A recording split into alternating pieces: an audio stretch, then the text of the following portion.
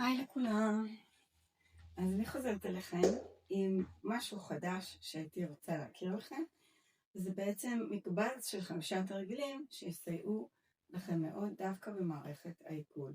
תרגילים שלא היינו חושבים אולי שהם קשורים, אבל מסתבר שכן. אז בואו נתחיל. התרגיל הראשון הוא נקרא קימה וישיבה. את כל התרגילים אפשר לעשות גם בישיבה למי שצריך כיסא וגם בעמידה.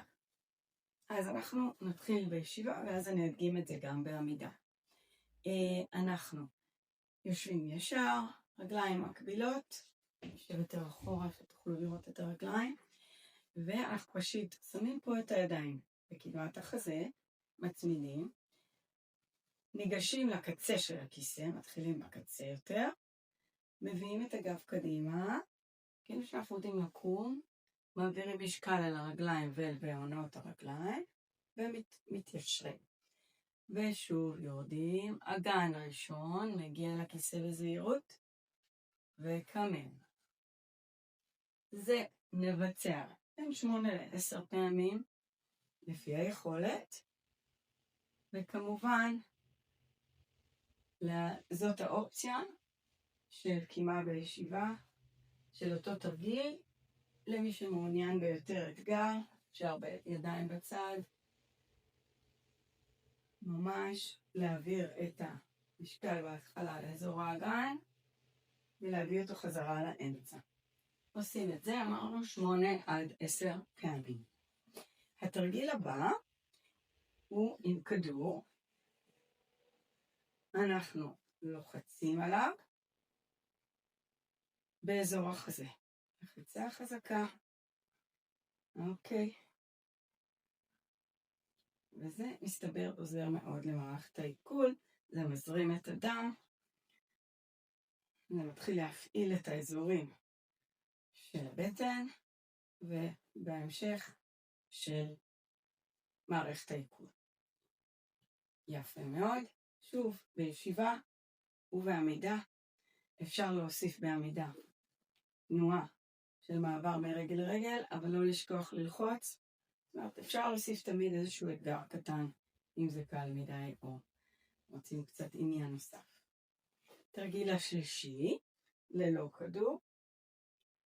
אנחנו חוזרים לישיבה, אני מתחילה בישיבה בהסבר. להרים ולהוריד בערך.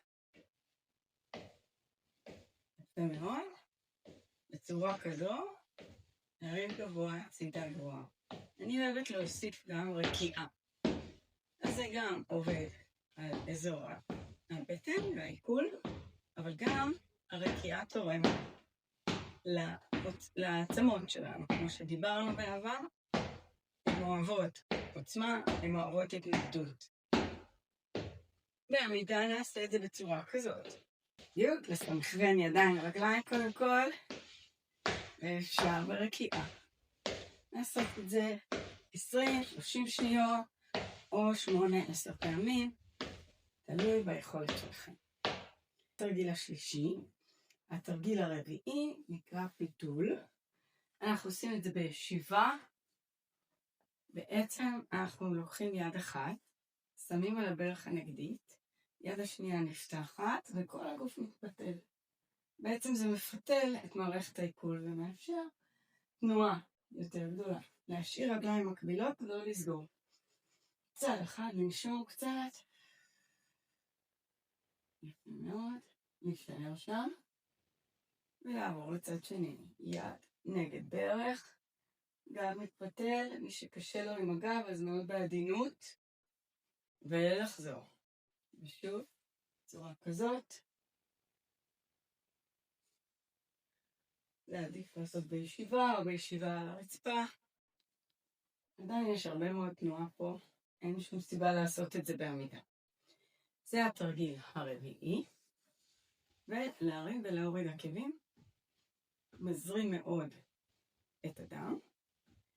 ומאפשר לנו תנועה של כל הגוף, של חלקים שונים פנימיים בגוף. בבקשה, להרים עקבים.